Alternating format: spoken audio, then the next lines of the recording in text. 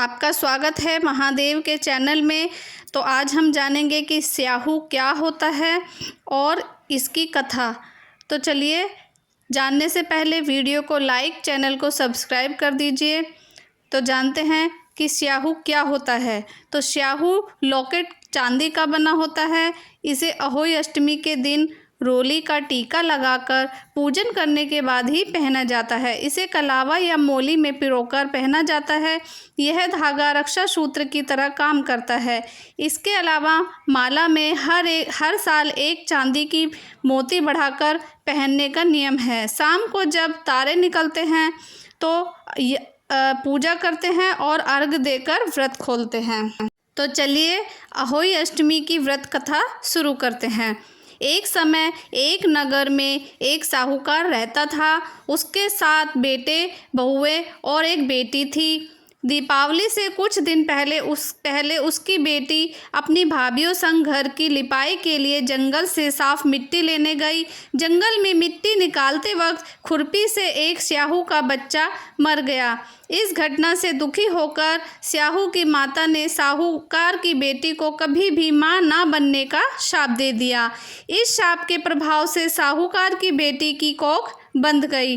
इस शाप से साहूकार की बेटी दुखी हो गई और उसने अपनी भाभीयों से कहा कि उनमें से कोई भी एक भाभी अपनी कोख बांध ले। नंद की बात सुनकर सबसे छोटी भाभी तैयार हो गई। उस शाप के दुष्प्रभाव से उसकी संतान केवल 7 ही दिन में मर जाती। जब भी वह कोई भी बच्चे को जन्म देती, वह 7 दिन में ही मृत्यु को प्राप्त हो जाता था। वह परेशान होकर एक पंडित से मिली और उपाय पूछा। जब पंडित ने उन्हें सलाह दी कि सुरही गाय की सेवा करे, पंडित की सलाह मानकर उसने सुरही गाय की सेवा करनी शुरू कर दी। उसकी सेवा से प्रसन्न गाय उसे एक दिन स्याहू माता के पास ले जाती है। रास्ते में गरुड़ पक्षी के बच्चे को सांप मारने वाली होती है, लेकिन साहूकार की छोटी बहू सांप को मारकर गरुड़ पक्षी के बच्चों को जीवन दान देती है।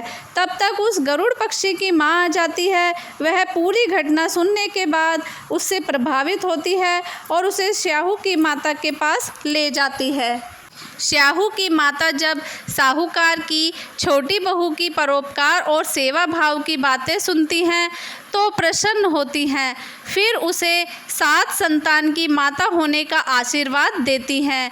आशीर्वाद के प्रभाव से साहूकार की छोटी बहू को 7 बेटे होते हैं, जिससे उसकी 7 बहुएं आती हैं। उसका बड़ा और भरा पूरा परिवार हो जाता है। वह सुखी जीवन व्यतीत करती है।